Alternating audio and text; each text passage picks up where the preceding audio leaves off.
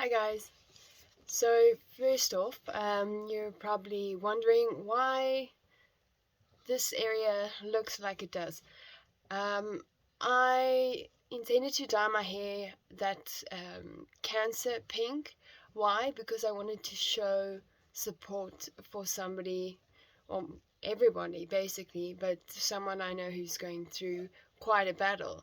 And yeah, and the reason why pink is because it's most widely known, but it's not quite that pink yet. I'm hoping that as it fades, it would hopefully become that shade. But this is just a part of the journey that I'm going on with my hair and everything. The next step that I want to do is um, have it all shaved off, each piece bit by bit, and have that filmed and write a little story along with it and try and get into a type of perspective or a type of stance where I can understand and convey or articulate certain things. But it's to raise awareness and it's to show support. But it's not going to stay long, so just uh, forgive me if it's a distraction. But I will say it is my intention or my hope, or I guess I was a little bit oblivious to the fact that it might not come out the way I sort of visualized it to. So it was quite a shock to me, and I felt so disappointed because I thought I must have done something wrong with the hair dye or something, and I messed it up, and how's this gonna work, and all those self-doubty, self-hatey comments started coming into my brain. And then later on, when I was getting busy getting over myself and those silly thoughts, I was like, you know, it's for a reason, and it's pink. It's basically almost pink. And for the kid that I was doing it for, her name's Mbali. It's funny that rhymes with Dali. She, I was like, she's not gonna care about the color, and whether it's too bright of a pink. I think that she would care, or her family would care, just to know that somebody did something in order to show support. And that is with Cupcakes of Hope.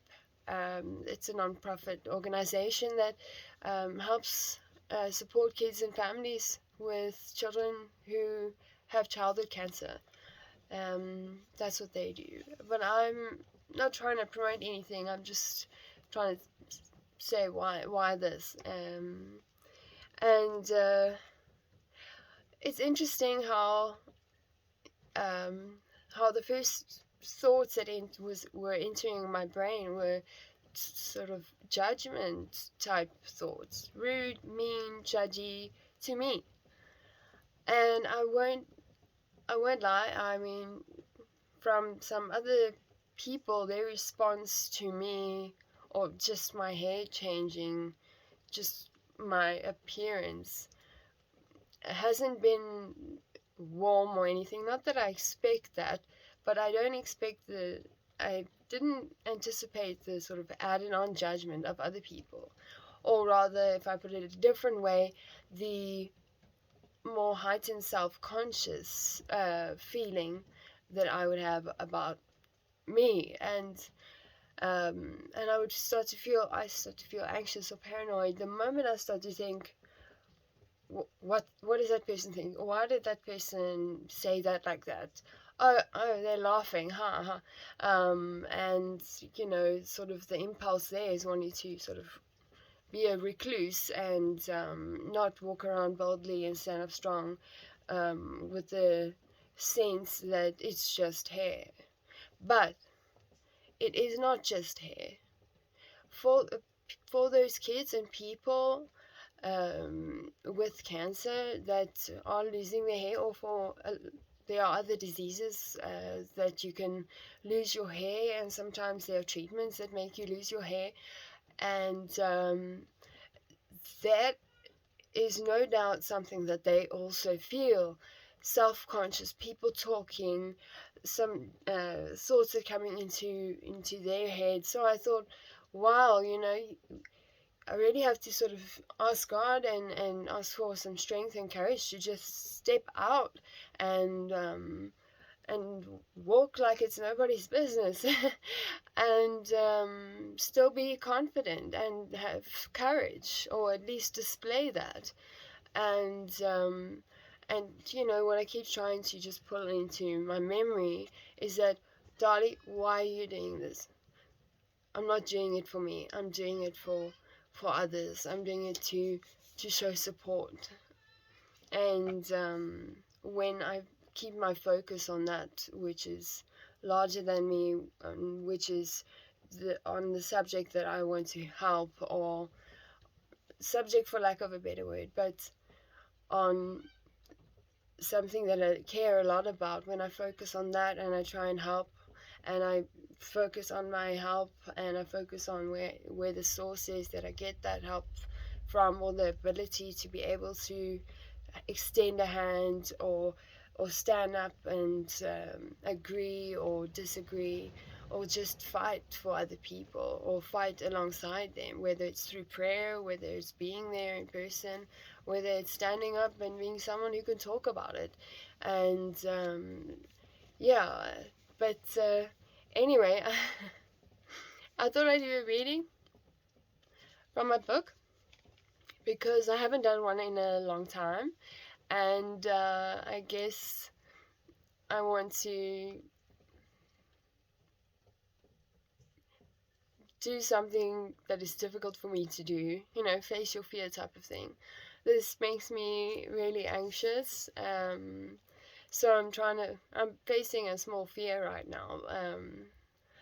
I think fear is maybe a bit strong of a word, but I had a goal that I set out to read through this book, the different chapters, through different videos, and to try and experience it new, with fresh eyes, with a perspective that is of a gap of, it's 10 years after the point to where I've wrote the book, or where this person wrote the book, because I don't feel like the same person. There are a lot of things that I find, oh, that's interesting. I don't quite remember that, or this is how I would think now. And so that's interesting. And also, why am I doing this? Because I'm doing this so that you know about the book, you can go and get it. But so that, I've got this sort of philosophy almost, that I want to help people to help people and themselves. So it extends beyond me, and it goes beyond just whoever it reaches that it helps, and from them to someone else who they can help because of what they gleaned as an insight to them through experiencing the book that I wrote 10 years ago, if that makes sense. And it has actually helped quite a few people. Why do I say that? As I don't want to sound as a matter of fact. There's a handful of people, at least, in which I've sat in conversation with, and they told me what they gleaned from my book, what insight they got from my book, what their book meant to them, and they narrated to me. And those have been amazing experiences. People telling you what they've learned from you, providing a sort of structure, or a safe sort of thought and reading environment for something to sort of spring out and birth out, and appeal to a person, and then that person can think about it, and start to just go through the whole process, and gain an insight that they otherwise wouldn't have had, or an insight that they had but just needed to unlock. Or it's something that they completely relate to in the book. There's different topics. I've been through a lot in my life, a lot after my book as well, after this book. It's been 10 years, so I can't imagine what a follow-up book, how long that would be and how huge that would be, in terms of size and pages. I'm not sure if I'll actually write a second book. Maybe. Uh, maybe in 10 more years. I don't know. But anyway, I'm just going to dive right into this chapter. You can see a sticky note was put there. So it's of the chapters that I don't think I've read yet. Okay. If you discover energy, teach others to find it as well. We are here to help each other build healthy foundations. Spread positivity and good intentions. Motivation and intention are often linked. I frequently deliberated which was more important. I considered that intention could be more important from when it forms the basis, when it is one's starting point. Hence, some relevance lies in how one should start in the appropriate way, especially whilst including good intentions. But then we arrive at motivation, and this may be more important when it only compromises of the positive. But when one's intentions aren't quite so, aka negative, the importance dissipates. Therefore, motivation could be noticeably less more important than intention when one is caught in the spiral of trying and failing, which could very well be a feasible cause as to why people become trapped by the tornado of typical right and wrong methods. When it doesn't work, it doesn't work. Motivation is motivation. It does not always have to be society's view of right. It is a fuel, and you must find the fuel that works best for your mechanism. This is okay if you use it positively and to the advantage of not only yourself but others as well. Do not allow right and wrong to contain you. Decide what you want to do. Build a base that is solid and optimistic, and find motivation to pull you through. Find the fuel to reach your goal, but be sure not to use gas that would make others sick. Create your own unique formula, but try to construct a healthy formula. A healthy formula is one that can be shared and used to teach others who are also in need of a sustainable energy. Soon they could build their own unoiled foundations. Wow. Okay. So that's a short chapter, and to be honest, it's very abstractly written,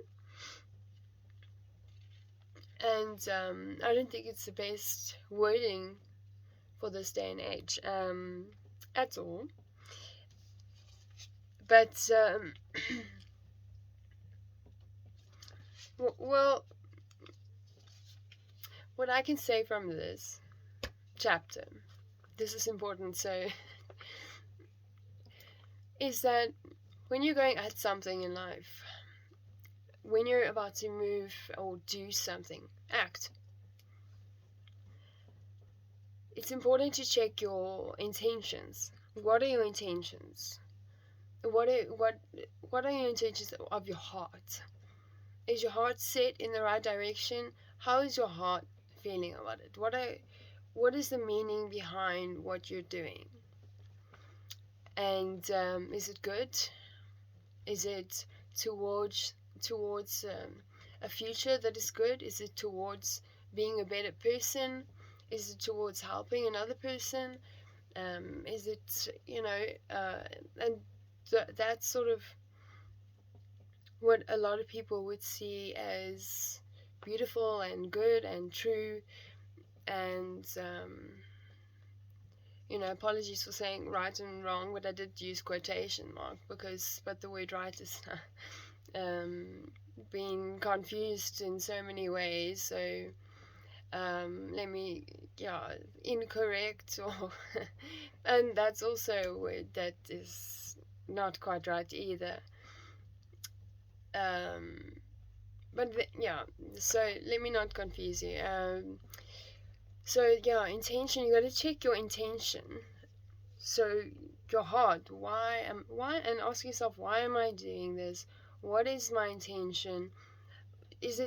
Am I doing what I'm doing? Am I gonna be acting how I act and taking these steps forward in order to help, in order to be good and be a better person or do good, or in order to take revenge, or be bitter, or cause I don't know what, but essentially that would be like walking backwards. So if you got a good intention on your heart, and if you check your heart, and if you see in your heart, oh, I'm still harboring some regret, then you deal with that regret, and you then sort of change things, and you work on yourself enough so that you are ready to move in such a way with a heart that has good intention, that is pure, and that is one that can sort of, that others can experience and also learn how to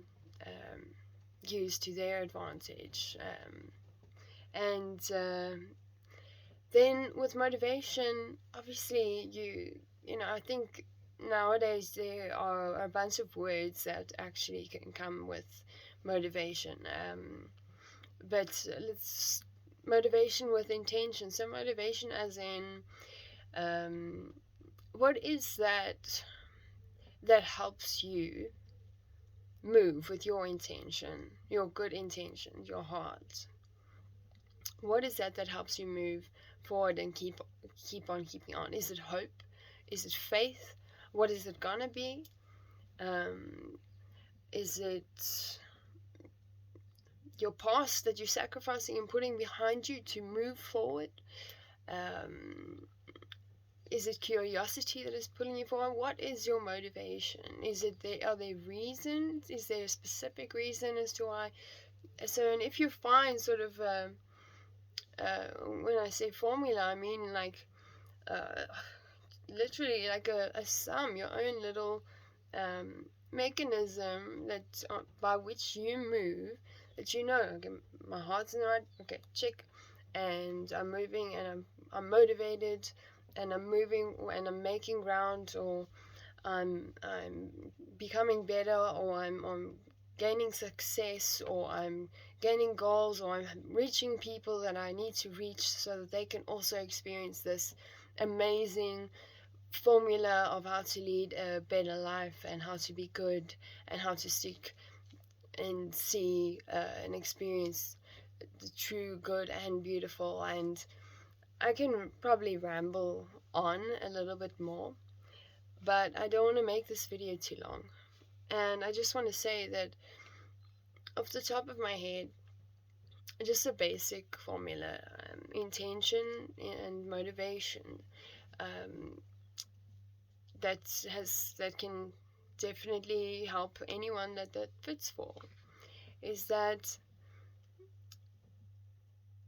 in order to move forward in a way that has good benefits or effects, you need to have a good intention on your heart, in your core,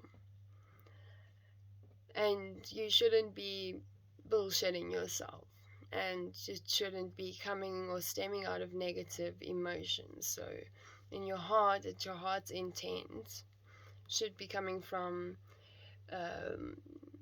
positive or even more deeper emotion that are of the quality that is similar to compassion, love, empathy, that kind of thing. And that's why I could almost call it a stance.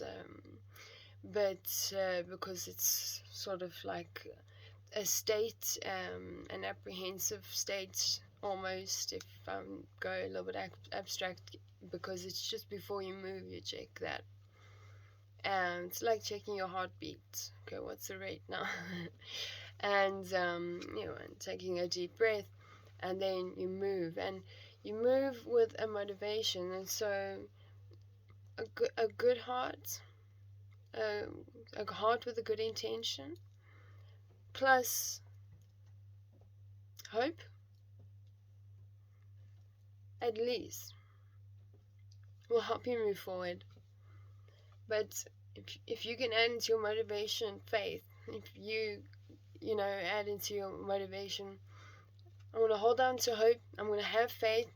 I want to get to be a better person. I want to come in alignment where I feel like I belong here in this world, that I matter. I want to do good for other people and reach them and teach them how to be able to live better lives, or lives that they can feel they belong and that they are good, and that they can teach others or learn to treat others in such a way that is reciprocated. And yeah, um, that is just simply put. So again, thank you for your time and attention. This is pink. I'll go closer. It's not the best dye, but it's pink. Pink to show support for people with cancer, and pink to show, you know, that I'm willing to go bold to raise awareness, and I'm also willing to go bold to show support. And it's a journey in itself, and it's a way to understand. And also, the girl who I did this for, she's got some pictures of me and the story why, and her mom and her were very gracious and very thankful. And it's, you know, again, and it was with Cupcakes of Hope as inspiration. And so basically it was to show hope or create hope. And there's many ways to do that, of course. But this is for Mbali, and for anyone else, you know, there is always hope. There is always hope. Whether the hope is that light that emerges from total darkness, whether it is that hope that you find when you're just about to sink and you don't, whether it is the hope that another person shows you through supporting you and standing with you and being there as a form of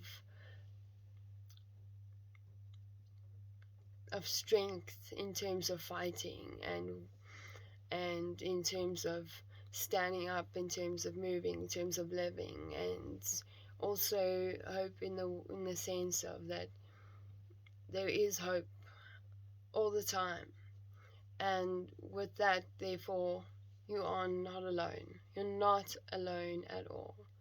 If I need to stand in the middle of a field, or you know, in the middle of sort of the shopping mall or something, if you know me and you take a look, you'll probably be able to identify me. And that's just a random thing that came into my head. Then you can know, or maybe when you see this color, wherever you see it again, let that be a sign of hope. And yeah, thank you.